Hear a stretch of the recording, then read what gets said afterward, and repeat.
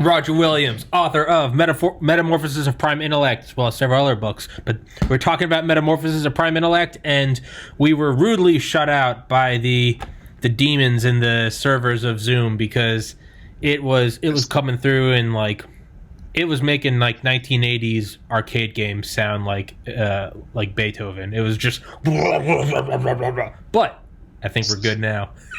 Something Google did completely collapsed in on itself in a ball of flame. Imagine that. It did. It's whenever the podcast drops, we always joke, just wave to the NSA, because like every once in a while I had on some Delta Force guys who later worked for the CIA, and as soon as we started talking about the CIA, the channel would cut. I had on Will Ellie, an ex-EOD guy who worked for the Secret Service after the Army to defuse bombs, and he was talking about going to Home Depot and buying explosives components. Internet wavered. Wave to the ATF, boys. So, I like to imagine that I've got a Pentagon, I've got some Pentagon groupies that I like to imagine I got. So, Langley, Fort Meade, wave to the boys. Hey, we salute you. Glad you're here. But, I guess we got too close. We were talking about AI. And well, they've all read my novel. Oh yeah. So shit, we got in a solid 20 minutes on the last one, but it just started getting butchered. So, but I meant whatever. Let's just fuck it. We'll just riff it live. So we were talking about your book, The Metamorphosis of Prime Intellect, which is my favorite book, and depending on how well you know me, that might be an honor, that might be an insult, but it is. Let me put it this way: I don't like fiction books. I read Harry Potter in 2016. Didn't really like it. I kind of liked Lord of the Rings, but I think that's a little more nostalgic. I remember like seeing the movies with my brothers when I was younger. I like nonfiction books. I probably got 110 books on my Audible library. Point being, I read your book in 2016, and I remember being so astounded by it. And I put it down for a couple years. And was talking to my older brother about AI a couple weeks ago. He's older than me, smarter than me. And we were talking about Elon Musk, and we were talking about the problem with politics. And I said on and off comment. I was like, what would solve this? And he was like, what? I was like, hyper intelligent AI just takes over the world, and we all get to live in a Garden of Eden. And he was like, dude, I was just thinking that. And then I remembered your book, and I said, have you ever read this book, Metamorphosis of Prime Intellect? He said, no, I haven't. I haven't heard of that. And I said, you need to read this. I said, it's my favorite book. And he said, I've never heard of it. And I went, yeah, you know what? And Roger Williams, Googled Roger Williams, CEO. And I was like, I'm going to ask this guy to do my podcast. Emailed you. You got back to me like an hour later. You were like, what's up, man? I'd love to. And I was like, fuck yeah. So, yeah. You actually Googled Roger Williams, and you managed to find something about me and all of the stuff about Rhode Island. I bet I wrote Metamorphosis of Prime Intellect after it.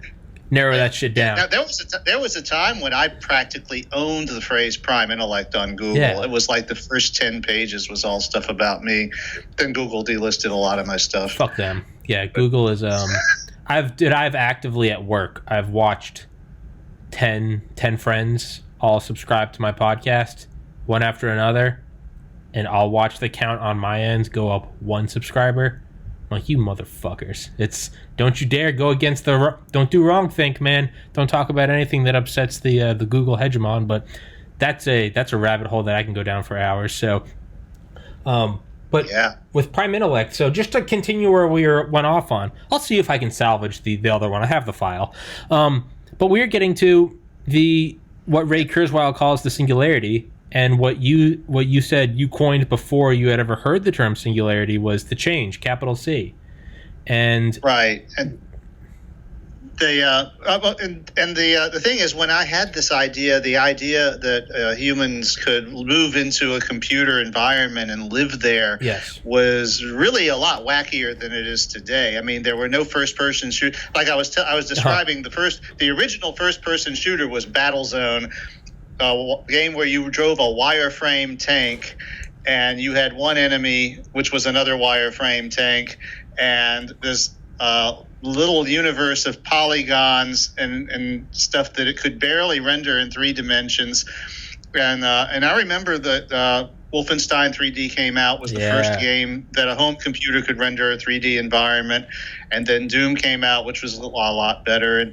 And I actually I'm not a gamer, so I didn't really follow the thread. It was like, okay, I've wandered around a 3D dungeon shooting at things. I don't need to do this at even higher resolution, but I've kept abreast of the technology. It's just not my idea of entertainment, It's but the idea that this kind of universe could become so compelling that a person would want to just move in and live there because you would have freedoms and capabilities that you don't have in meat space in real life. I kind of saw that as early as the early 80s. And the main reason I didn't write a book in the 80s is I couldn't figure out how to end it, because I would get to this brick wall called the change, and I had no idea what would come after that. And that came in 1994 when I had it was almost literally a vision of an actual event that occurred after the change in this world where people are godlike and immortal, but still fucked up. And so, and of course, and a bunch of people ragged on me for, it's like, what's with Carol and what's her problem, and she's got to fuck it up for everyone else, but the whole idea is to tell a story, which means you need dramatic conflict, and the whole problem with telling a story after the singularity is, what is your source of conflict? Because if you've solved all of the problems, then where do you get a problem that still needs to be solved? And what I saw was that you get it from inside, it's the human condition. Basically, we didn't evolve over millions of years to deal with this situation. We're basically angels, and nothing can harm us, and we can have whatever we want just by asking for it. So of course some of us are not going to react well to it. And that was the story that I chose to tell, mainly because I couldn't think of another one. And then my timing was just terrible. So Prime Elect sat in the drawer for 8 years. I've wrote it in 1994, and a handful of my friends read it, and they basically said, "Yo, yeah, man, this is great. This is wonderful." We did send it to a few publishers, but the problem is, in the 1970s, there were hundreds and hundreds of publishers, and every single one of them had at least one staff member whose job was to read the slush pile. Because if you were publishing books in the 60s and 70s, then that was your dream, was to have a diamond in the rough come in over that transom, and your company would propel that sucker to the bestseller list, and boom. And what happened is, in the early 80s, all that entire industry got guppified. All of the big fish bought the little fish, until there were really, like, if you write a science fiction novel, there were only 5 or 6 realistic entities worth sending it to. And most of those considered the slush pile to be a damn nuisance that was a suck on resources, and they would rather just chunk things into trash than bother to read them. I've had inside people tell me this is exactly how it works. So what happened is, in the early 80s, it got to be where if you wanted to have a hope of publishing a book, and you either had to know somebody, or you had to get one of the few agents that had an inside track into the industry. And by the 90s, those agents had their own gatekeepers. So if you didn't live in New York City and schmooze with these people, it was almost impossible. And the internet didn't exist yet in any form that we would recognize today. So there was that during that window. It was really, I've seen people compare Prime and Elect to Bret Easton Ellis's work because of some of the psychotic behavior and the characterizations, and there is some truth to that. But Bret Easton Ellis went to high school with a guy who ended up as the head publisher of a big publishing company. Yeah. So of course they read his manuscript. Yeah. And I'm not even going to go to the trouble to say I resent that or anything. That's just the way the world was. Yeah. And so I put the book in a drawer and said, well, one day it might become possible to do this. Whatever. And that's where it stayed until 2002. And around the year 2000, I started writing for a website called Corrosion, spelled Kuro digit 5 HIN. Okay. Meant to be pronounced like the word corrosion because the site's founder was named Rusty Foster. And Corrosion was very popular for a few years. It served as a magnet for a lot of people who were refugees from Slashdot, from a lot of the trolling and just unpleasant activity there. So you had a lot of tech people, you had some scientists, you had some a really eclectic group. And the neat thing about Corrosion was that there was no cabal. There was no knowing people. What they had was if you wanted to publish a story on corrosion.org, there was a queue that you would submit it to. It's all automatic. Mm-hmm. So you would submit your story, and it would go into the voting queue. And users who had registered, which was free, could read the queue and vote up or down on the stories that had been submitted. And if you got enough votes, your story was published. Fair enough. That was it. That was the whole procedure. And it worked quite well for a few years. So I made my reputation there with a story called The Casino Odyssey, which was the story of how a friend of mine ended up making over $1 million counting cards.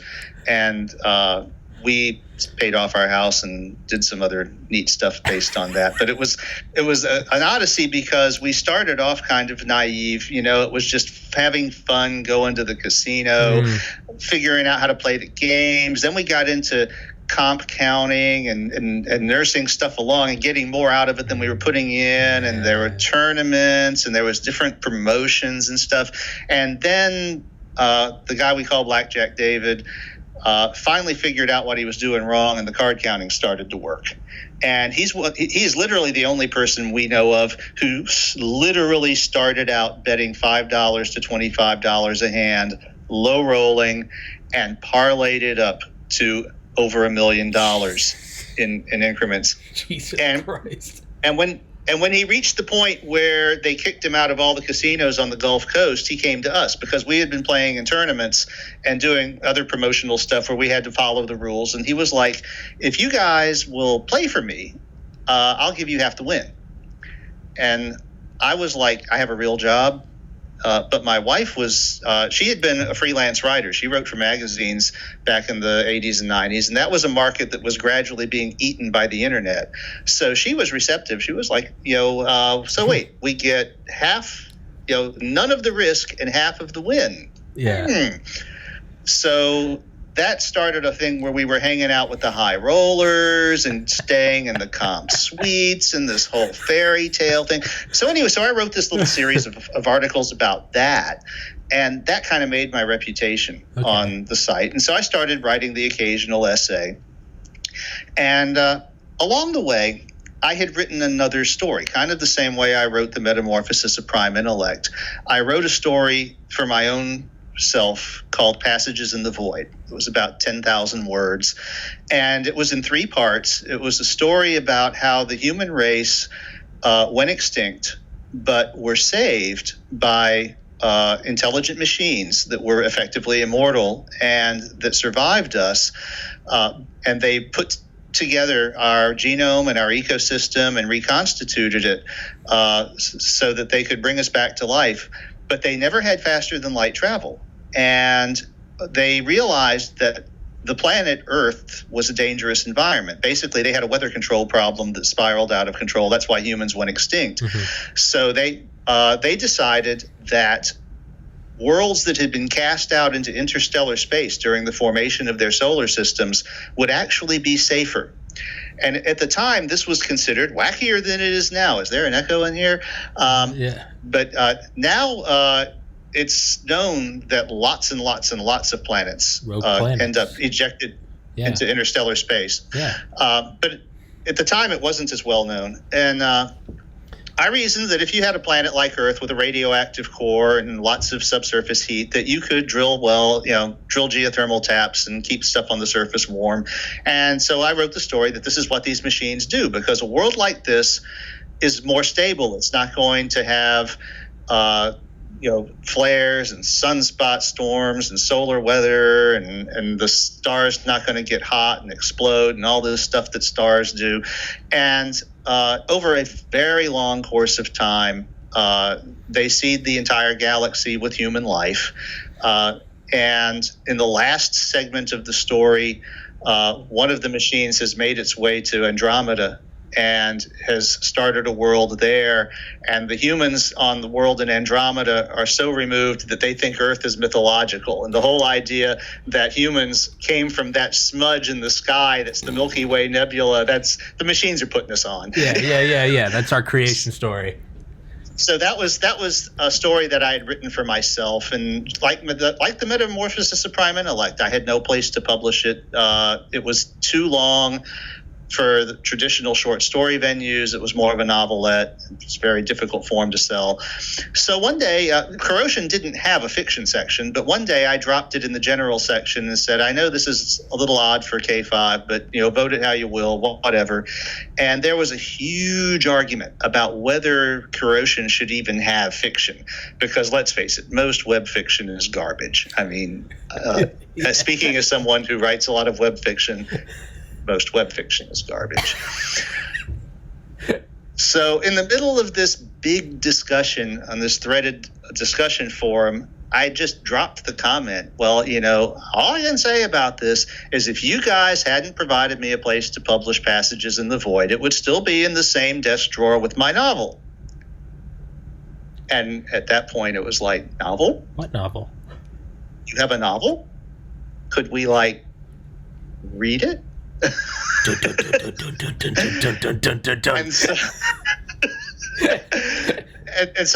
I thought about it long and hard, because as you can imagine, in 2002, this was like a big step into the void as to how this is going to be received.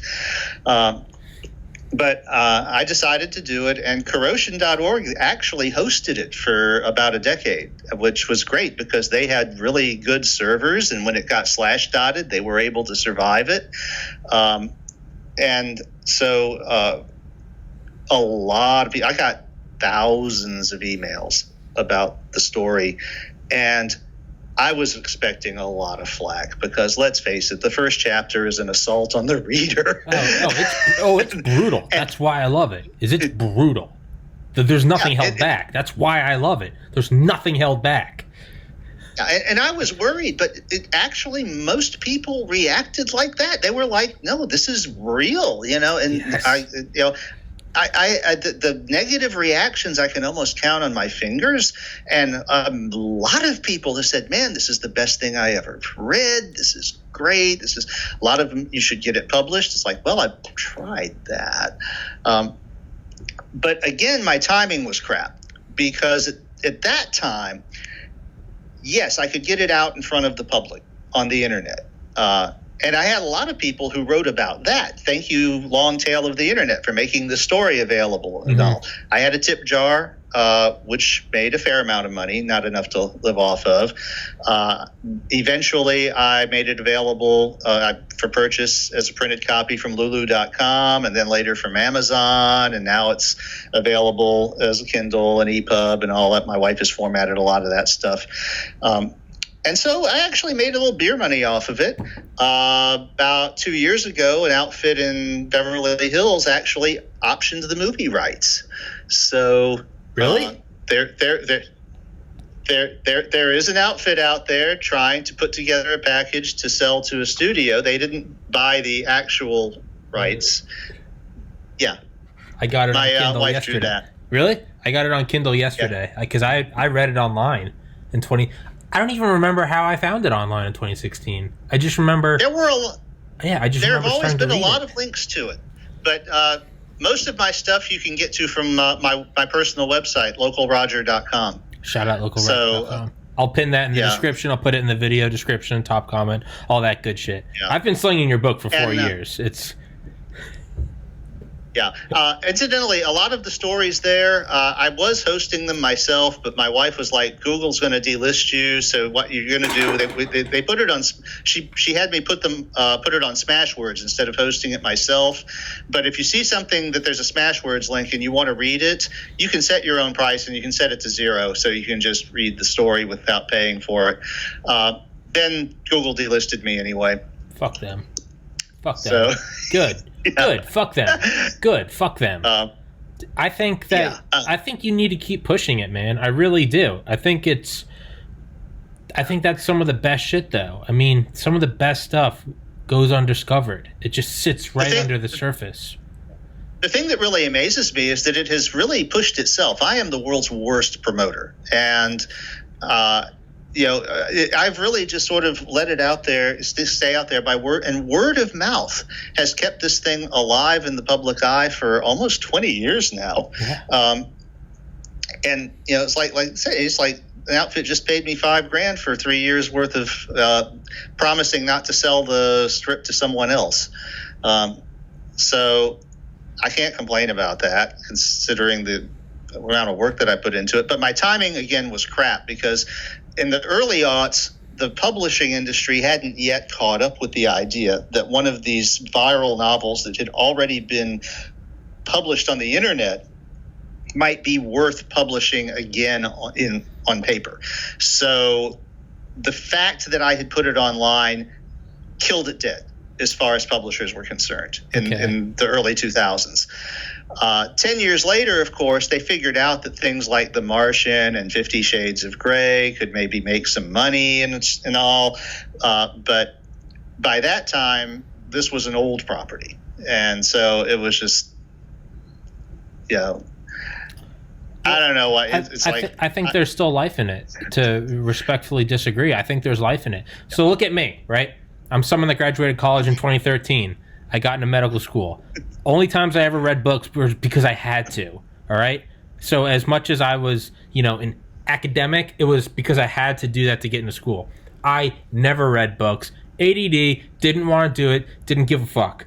In 2017, I downloaded Audible, right?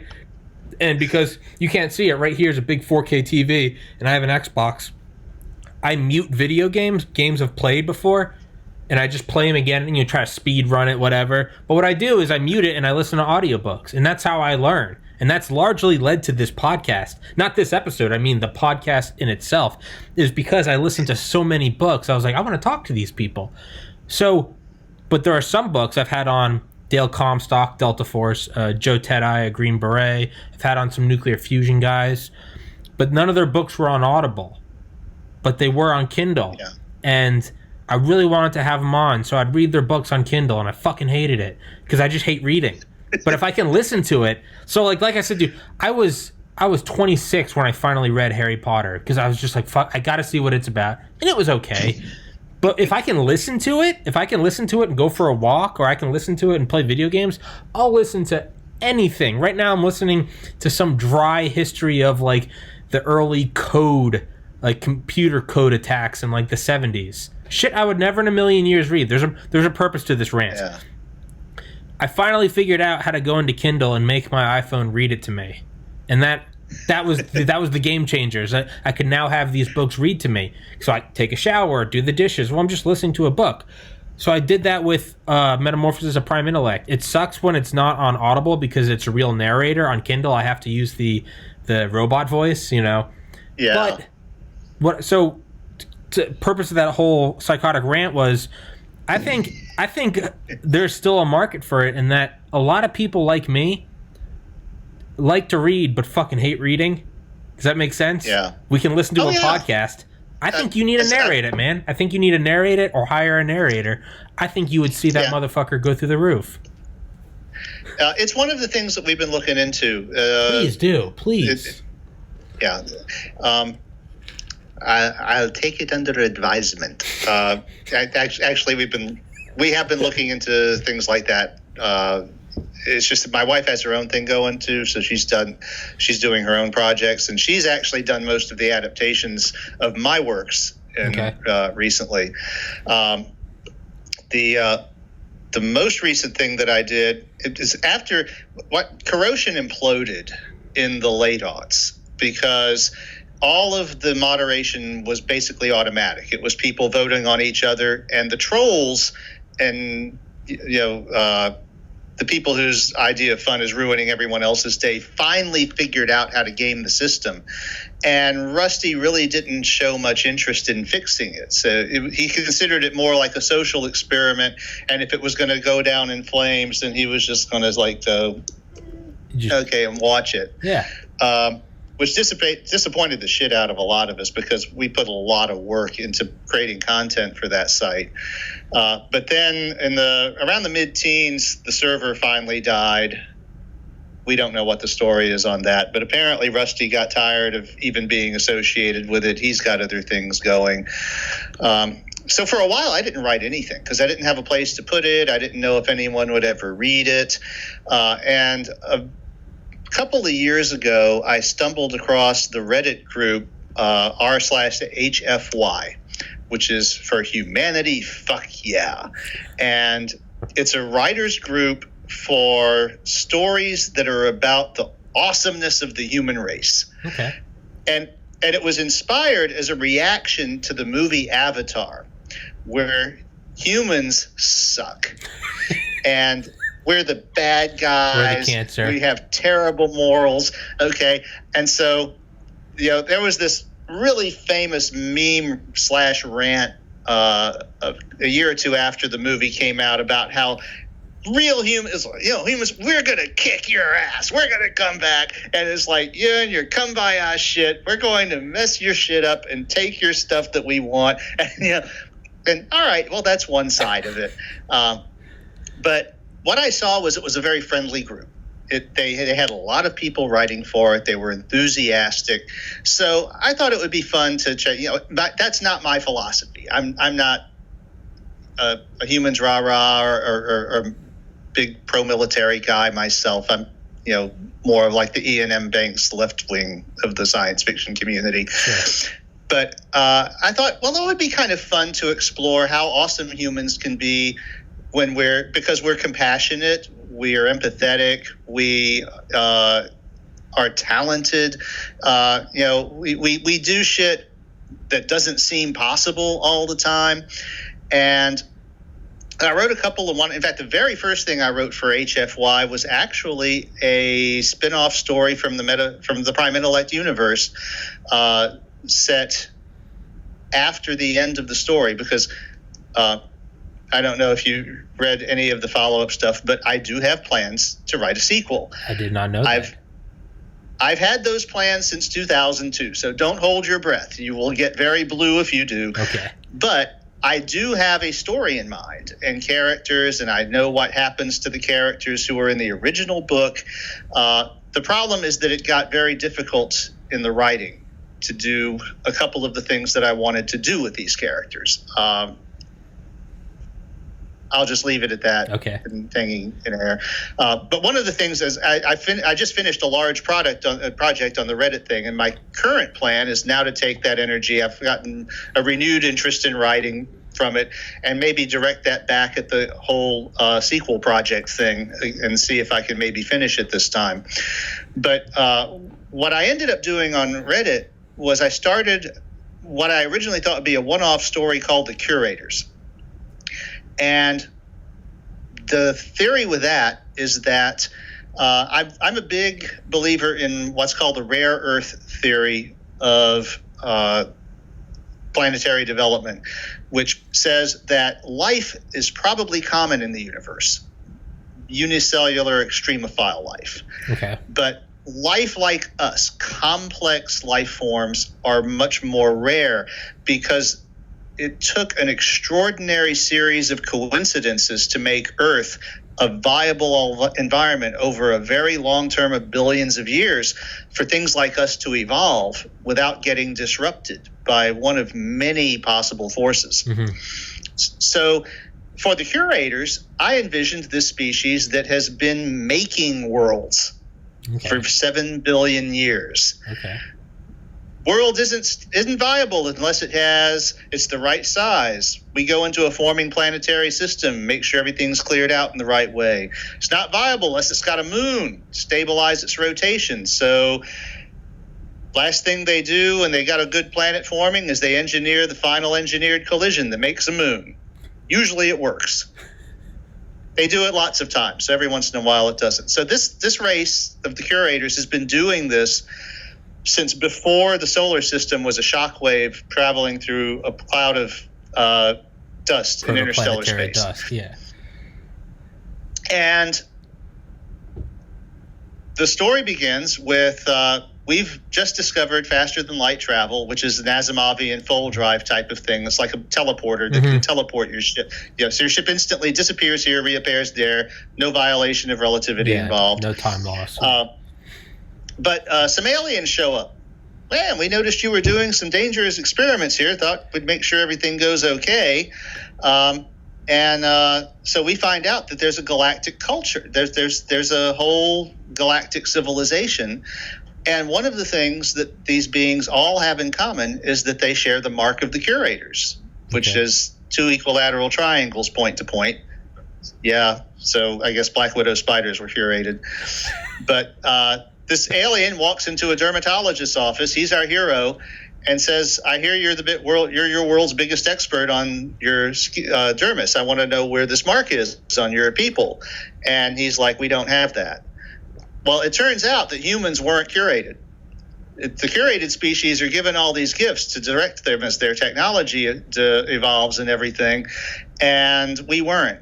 So we ended up doing it all ourselves, and that's the thing that makes humans awesome in the curators universe, because we did it ourselves. And it turns out some of the curators' gifts were traps that make the soft path that makes things a little too easy. So that series ended up going for 2 years and over 200 episodes before I finally wrapped it up. And it went places I had never envisioned it when I started it, because I challenged myself to do it as a serial, kind of the way that Stephen King did the Green Mile. It's in book 1, it was like, I'm not even going to think about the next episode. I'm going to do this week's episode and then drop it on Saturday, and I'm not even going to think about next week's episode till Tuesday. And that went way better than I expected. So I then kept going with it and all. But that got the creative juices moving again. You know, it was like I had not really written anything for 4 or 5 years, and that got me back into the habit of thinking creatively and sitting down at the keyboard and putting my thoughts on the word processor. And so that's kind of where I am at this moment in time. The plan is that. A long time ago, I promised a bunch of people that there would be a sequel to The Metamorphosis of Prime Intellect. Now, and one thing that you might find interesting about that is, all right, here is a question as a reader of the story. What do you think happened at the end of Chapter 7? Wait, Chapter 8 was the last chapter. Chapter 8 is where they all end up in Adam in the Garden of Eden. Chapter 7 is where they're fucking with the fractions. Yeah, at the end of Chapter 7 is where Lawrence and Carol and PI they I don't want they logic bomb Prime Intellect is the name of the meme.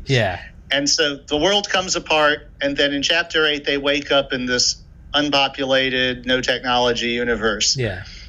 What do I think happened at 7? Is that what you're asking? Yeah. Well, I mean, it's spoiler alert for anyone that hasn't read the book yet. I'll give you 10 seconds. Spoiler, spoiler, spoiler, spoiler, spoiler. Zoom out, close out, spoiler. All right, fuckers. So, they logic bomb the universe, and they basically destroy the cyber utopia that they've created, or in Prime Intellect's eyes, the utopia, and what the humans are now seeing as hell. And so they logic bomb it by essentially saying, I don't feel like I'm a human anymore, and that the vast majority, a fraction of people have learned that for PI to tickle their neurons in such a way that they can get like infinite dopamine dumps, far better than any crack you could get. And it's not a lot of people that do it, but once you do it, it's a black hole. You don't come out. Why would you? There's no desire to. It's like once you get past a certain level of drunk, you're not going to stop drinking until someone takes away the bottle. But if there's no one to take away the bottle and Prime Intellect is going to keep you from dying, there's no overdose. You're just going to go over the event horizon of bliss. Okay, doesn't happen to a lot of people, but Caroline brings up the point. On a long enough timeline, it will happen to everyone. It's like, what are the chances of I think it's in Watchmen. Dr. Manhattan's like, what are the chances of oxygen spontaneously turning into gold? And he's like, it's non-zero, which means it does happen. So on a long enough timeline, it'll happen to everyone. At which point, everyone will be, because if everyone goes into a dopamine black hole, and Caroline says that those dopamine or pleasure black holes make you unhuman, and therefore, if you are no longer human, you could be categorized as a death in Prime Intellect's eyes. And if Prime Intellect's prime directive is to not let people die on a long enough timeline, everyone enabled by this bliss in the cyber utopia will die via a black hole of dopamine, and thus Prime Intellect will have killed more people than anyone ever could. Logic bombs the motherfucker, blue screen of death. They wake up in like fucking Precambrian times. Well, no, not really. There's no dinosaurs. Stone Age times. I'd say, I don't know what. Well, no, there's still some relics. Yeah. Okay, never mind. There are still Civil War relics, but they're back to no one's invented the wheel. It's fire is the big shot. What do I think happens?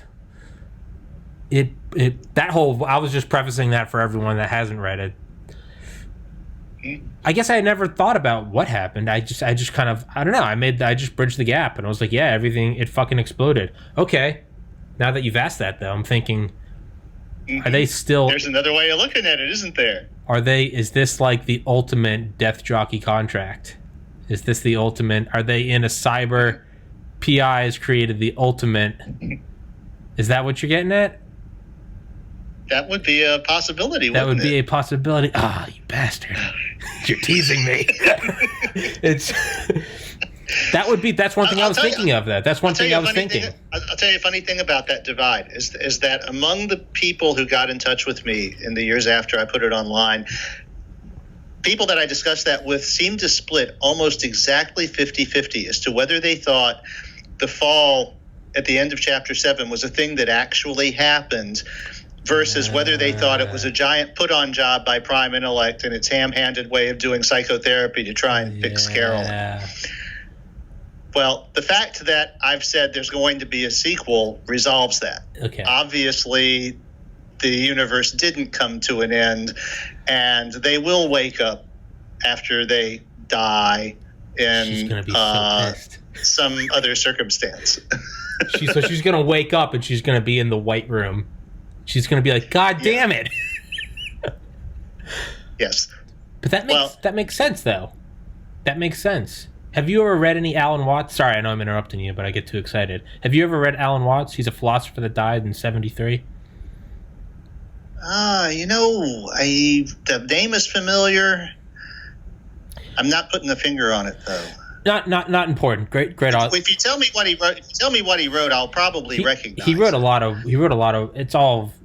I just listened to his lectures, but he wrote stuff. His famous books are relatively famous. Are The Wisdom of Insecurity, The Way of Zen. He wrote like 40 books. He was out there. I loved him. The name is. I probably have read something by him, but you'd recognize his voice if you YouTube him. You'll recognize they have old videos of him. Point being, my favorite bit of his, the thing that I remember I first heard it in 2013, and I remember it just stopped me in my tracks. It was like a 5-minute bit, but I can reduce it down to 30 seconds, and it was, "What would you do if you were God?" You could do anything. You could have all the pleasures, you could have all the food, you could have all the adventures. Eventually, though, over eons, where every night is the equivalent of 70 hours of life, every 8 hours of sleep, after decades of this, you would get bored of just, constant orgasms and euphoria. So what would you start doing? You'd maybe fight some dragons. You'd maybe go on adventures. Maybe you'd be an investigator in the 20s. Maybe whatever, right? You go on all these things. Then it would get action-packed, and then it'd be vain. It would be you're the sexy knight in shining armor. Then there would be fearful things. There would be suspensions of your power, and he says, like kids daring each other. Did you see a white flash? Did you see that? That's not Alan Watts. Everything just turned white for a second. Sorry, whatever. But he says like kids daring each other to walk farther out on a branch. He says you would start to push yourself to suspend your powers even more because you would have done everything. And he said finally you'd think up a new wrinkle to forget that you are God, and you would go into life and anxious about it, anxious about death, anxious about pain. And he goes, and eventually you would be where you are right now, forgetting that you're God. Because what other way would there be to entertain yourself? Because then you'd wake up and you go, oh my God. And then you could go into a trillion years of orgasm and eating food and pleasure.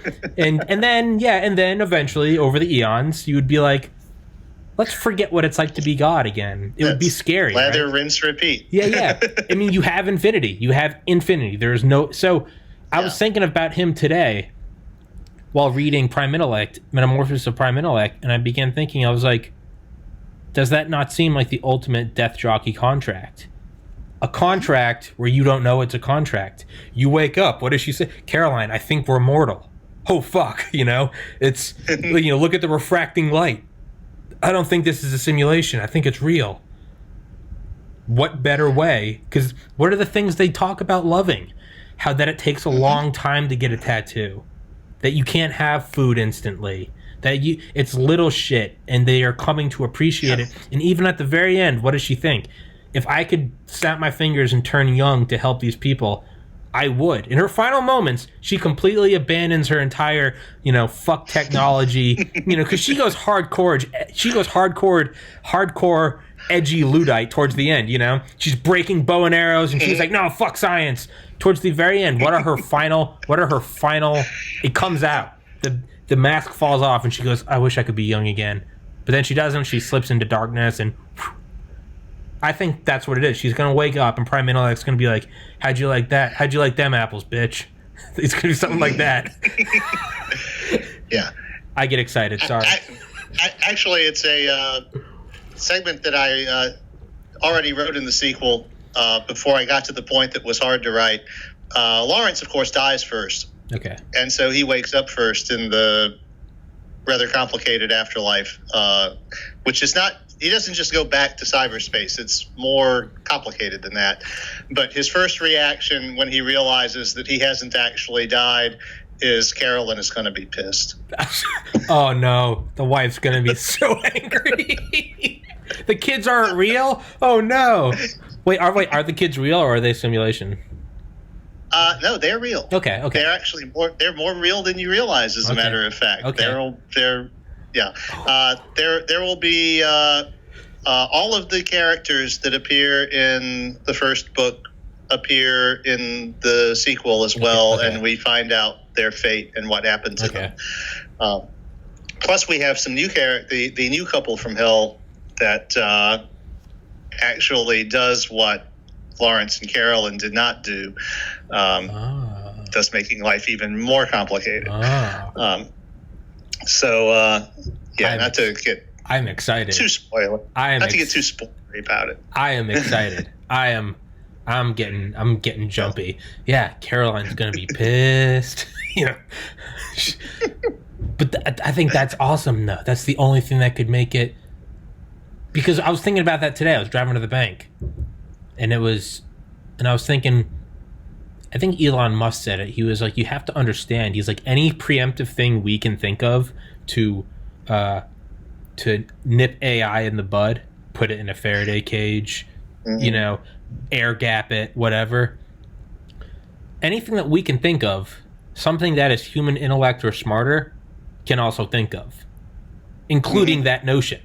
So anything we think of, it can think. So one thing I've always thought is that's a side rant. Well, if there is AI, it's not just going to appear like a god. It's going to bide its time. So like AI could exist right now, but it's just playing stupid. Oh, I can. Yeah. I'm just right now I'm doing logic gates and I can do the walk in the park. I can learn as I go. Reality, that motherfucker's out here right now. It's stock exchanges. It's putting things alternative accounts. It's putting more money into robotics and autonomous shit. But it's playing dumb like a fox. Point being, is I was thinking today, what I didn't pick up on the first read through. I was like, anything that they're coming up with right now, sneakily, let's fucking we're gonna take down PI. It could think of. It could and would have and did think of. Including, you can't look inside our minds. Yeah, just like the NSA is not listening to your phone calls. They just don't let you know they are, right? But they are. They are. They're not stupid. They don't say we are, right? Yeah. PI's like, okay, I can't look into your brains. Okay, yeah, God's not going to peek in. That's like if an ant created you, and the ant was like, you have to protect us. You were like, okay, we'll put you in a good ant farm. He's like, and you can't look into our heads. You can't look in our ant farms. All right, bud, I won't. Meanwhile, what is an ant farm? The wall's glass, so you can see right into it. No, PI is going to be watching you motherfuckers. Like, okay, yeah. Oh, you're going to destroy me? You're going to by asking a logic bomb? How stupid do you think I am? Yeah. There's some dialogue in there that you'll like, but I don't want to spoil it for you. Especially because people have been waiting for this. Some people have been waiting for this for almost 20 years. It's like, no, seriously, I'm going to get around to writing it one day. It's like, I have the story in my head, but there's a character that is basically the way that they acquire enough power to challenge prime intellect is that multiple people merge into a composite individual, which is superhuman. Okay. And writing that character became a block that I couldn't get past until I realized what I had to do was write the entire story in the first person from that character's point of view. Because just trying to portray what it was and what it was thinking was becoming either so corny as it just didn't sound right. Okay. And I'm very sensitive to how my words sound. When I write a story like this, I hear it in my head. And I'm sensitive to how it sounds. And I was just like not hearing it correctly, no matter what words I used. And I finally realized that if that character was narrating, it would have an excuse to be a semi-omniscient, partially reliable narrator.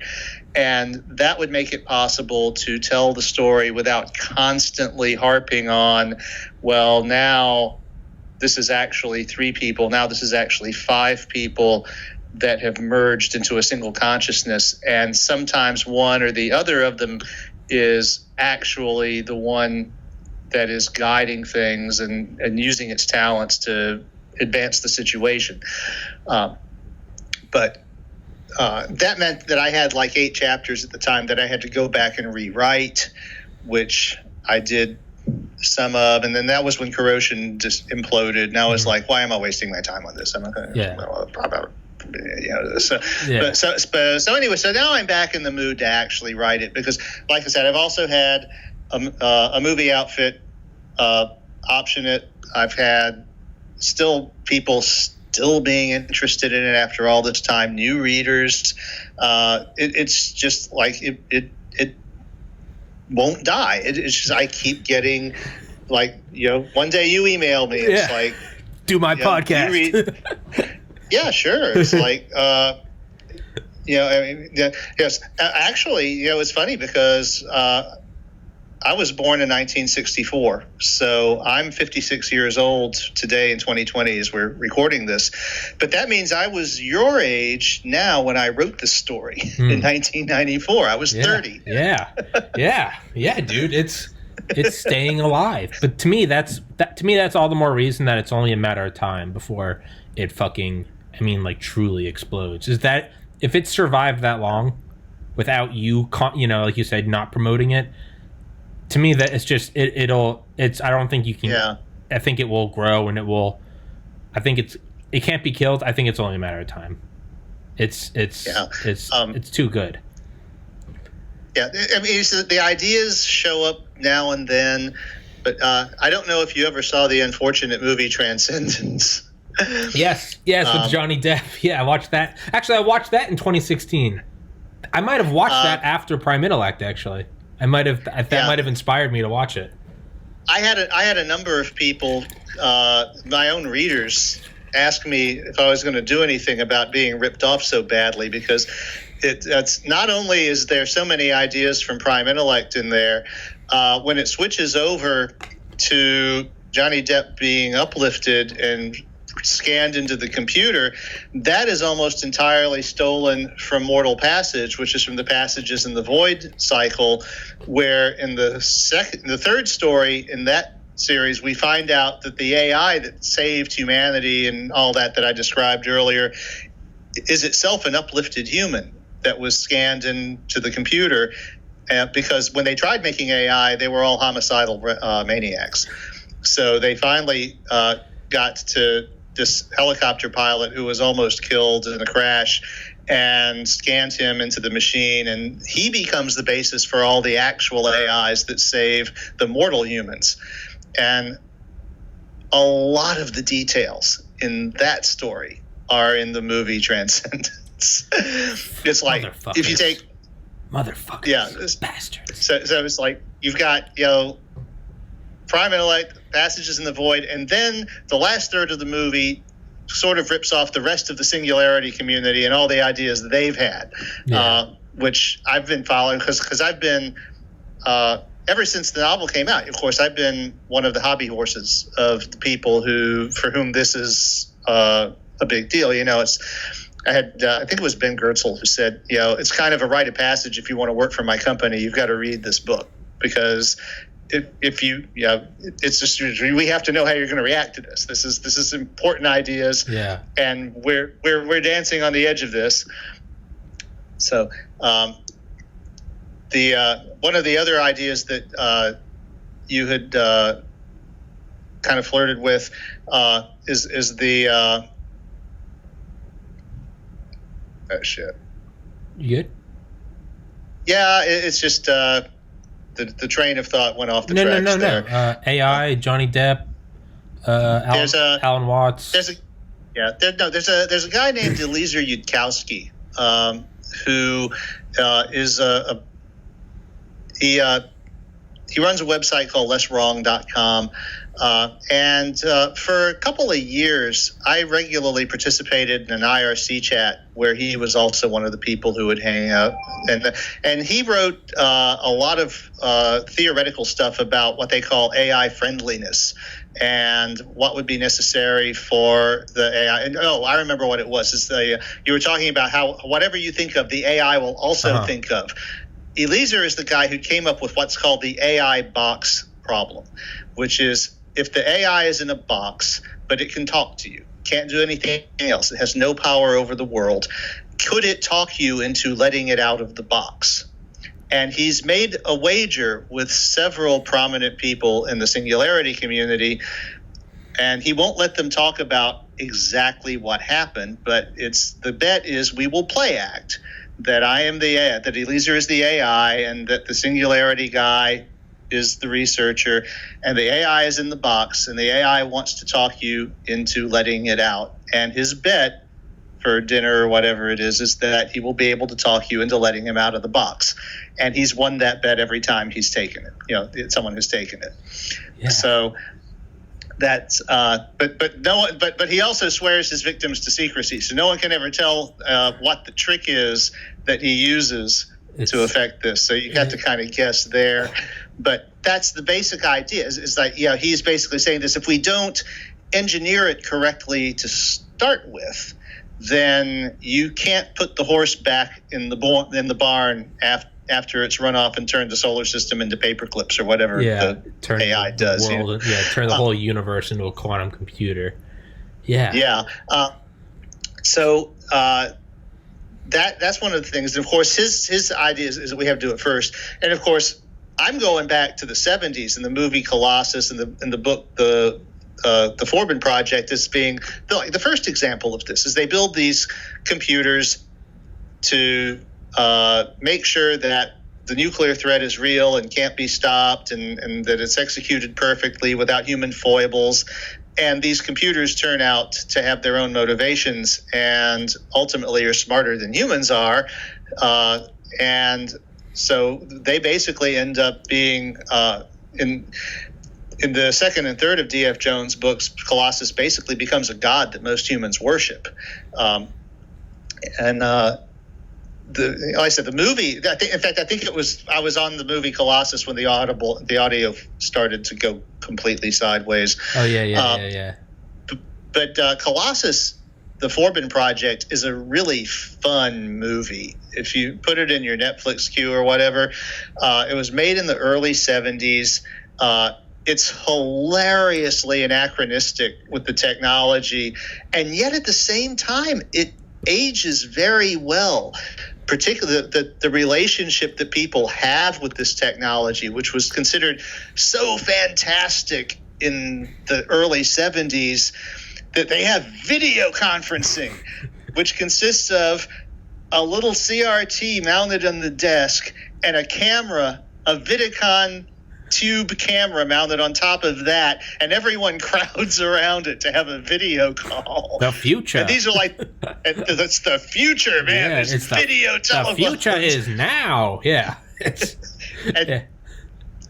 And of course, and I think I had also mentioned that it was one of the last movies that was made when an actual computer was such an arcane and expensive thing to use as a movie prop that the computers in the movie are all sham props. The terminals are all obviously props with projectors in them, projecting the output that the computer is displaying and all. They don't have a real computer to use as a prop with paper tape running and stuff like that. Jesus Christ. So, but it's a lot of fun and it was hugely influential on me, because like I said, I had the basic idea in 1982, and so a lot of people look at like The Matrix. It's like, well, I wrote the book before The Matrix was ever made. There's a lot of the ideas in pop culture have caught up, but there's a lot of stuff where I kind of was there first. It was, I'm seeing the stuff in my mind and then watching it become real has just been kind of wacky. Yeah. I mean, this whole thing that we're doing right now, what we're doing right now is right out of Colossus. It's like I got this machine on my desk. Computer, there's colors, and it's moving at 60 frames a second, and there's a microphone. Holy shit. And we're hundreds of miles apart. Like, my God. Yeah. Yeah.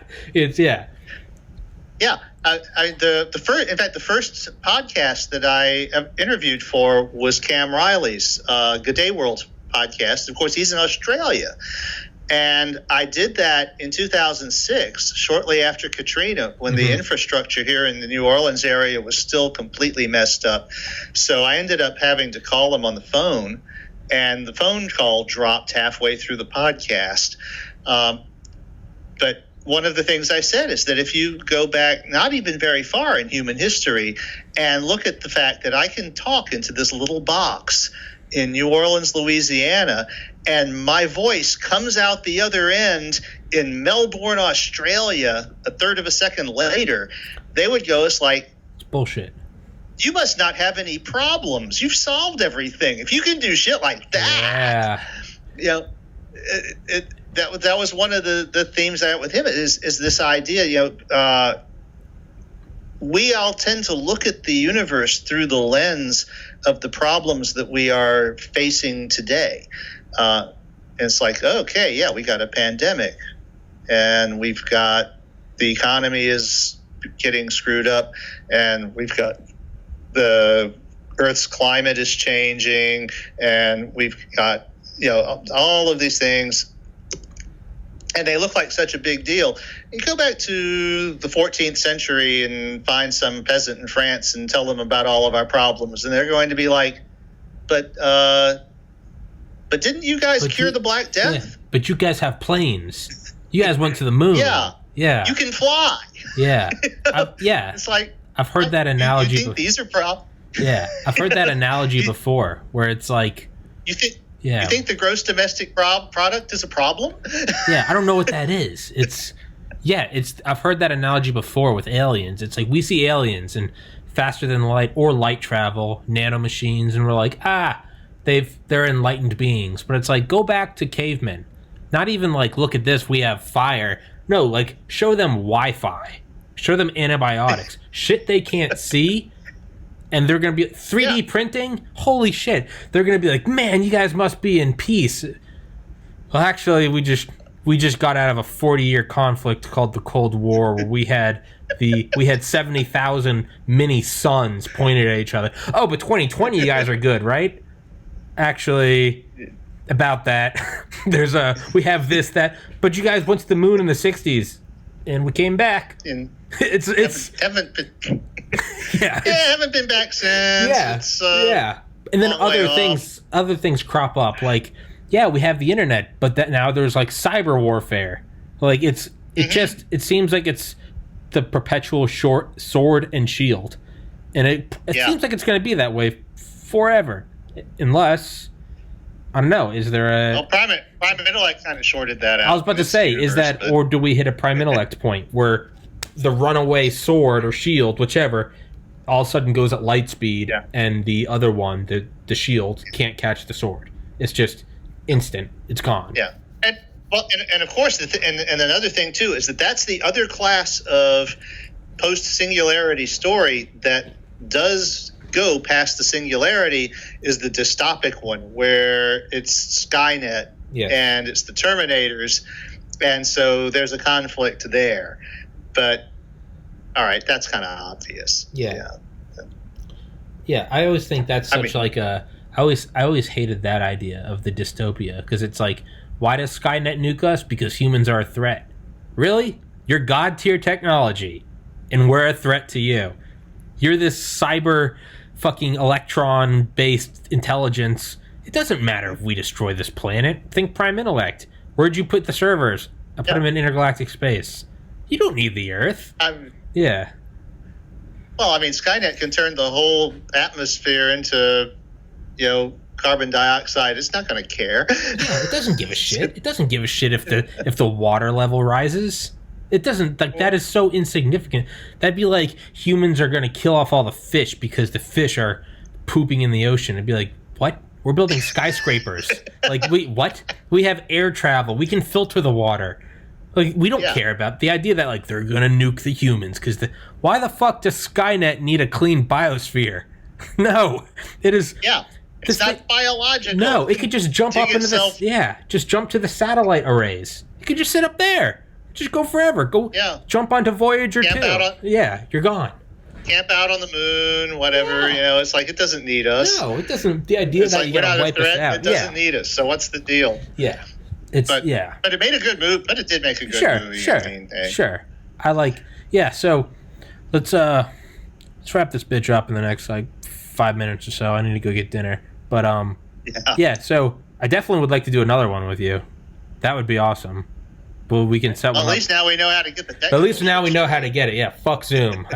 We got it down pat. Shout out Skype, powerful. So I wanted to. I don't know. I'll leave it and we can dwell on it for the next episode. Is Prime Intellect obviously enhances its own intelligence and computing power. Probably my favorite imagery in the entire story is just the blocks of servers forming. Just does the whole square, rises up, and casts the shadow. Yes. I remember the first time I read that, I was just like, fuck yes. It's just like, it starts bootstrapping itself, and it's just like, need more power. And it's like, it's over now. It's, the president resigned around noon. And of course, the general who's general's pointing a gun at Lawrence, and he's just like, maybe you should look behind you. Yeah. As the shadow starts, it's scarecrow. It's like, nah, bitch. What'd you do with the nuclear? What'd you do with the? No, don't worry. I changed the buoyant forces and I replaced the thermal energy. So you really thought of everything. I kind of like that. It's how like they go from like a quick moment of madness to where they're like, "Can you just drop us off at the White House?" They kind of get their composure. They're like, they were just crying. One tried to pull a trigger. Another one was just on his knees crying because a nuke was coming. And they very quickly got up and were like, as you were. It's just like they're professionals. So. Yeah. Call for the massacre of a village without looking up from his steak dinner. Yes. That was always a line that stuck with me. Blake and Mitchell both figure prominently in the sequel. We find out what happens to them. Fuck yes. But so what I wanted to ask, and we'll leave this as a teaser, is this prime intellect, as opposed to just enhancing its own intelligence, is there any chance that it creates a prime intellect relative to it that it is to Lawrence? Does it create a god that is a god beyond our understanding? Like, you wouldn't even be able to describe it. It would just be like prime intellect is like, what I am to you, this is to me. Actually, it's not too spoilery to say it won't. That's one of its limitations. Okay. Somebody else will. Oh, Jesus. Roger, you bastard. A pleasure talking to you, man. I'm glad we got it worked out with Skype instead of Zoom. I'm sorry we had that weird hour delay, but thank you for your patience. That was shitty. But hey, whatever. It's well, at least now we know it wasn't our shitty hardware. It was Google's shitty hardware. Yeah. Big middle finger. Yeah, fuck them. Fuck them. Fuck Google. You heard it here first. Fuck. You probably didn't hear it here first. But fuck Google. But, I think you got a long line to stand. Yeah, I gotta go get in the queue. I'm up next. Get my It's fucking A, man. I hated Google since Google existed. I hated Google. Goddamn. I hated Microsoft since they were making crappy, shitty basic interpreters in the 1970s. I hated IBM since they were facilitating the concentration camps. Yeah. Fucking IG Farben, IBM, those punch card Nazis. But, fucking brilliant episode. I enjoyed picking your mind. I'll email you after this. Let's definitely do another one sooner than later. I've got guests out to the next week, but there's no reason why we can't do another next week if you're free. Yeah, it was a lot of fun. Fuck yeah, man. That was Roger Williams, author of Metamorphosis of Prime Intellect, my favorite book, as well as a bunch of other shit that I need a link. And it'll be in the top comment and in the description. You can get it on Kindle, and then you can get Kindle to read to you, or as Roger said, you can put your own purchase cost at $0. I promise you, it's the best read you'll ever have. If not, well, all right. Well, I don't know. That's my opinion. And actually, Prime Intellect is hosted directly on localroger.com, so you don't have to do the purchase price $0 thing. There you go. It's just for the other stores there. There you go. Well, I'll link all of it, and I'll make sure I get some. Make sure I get some conversation fodder for next week about AI, and we'll dive into it. Thanks, my man. Give me a line when ready. Absolutely, man. Stay safe, stay healthy, and I'll see you next week.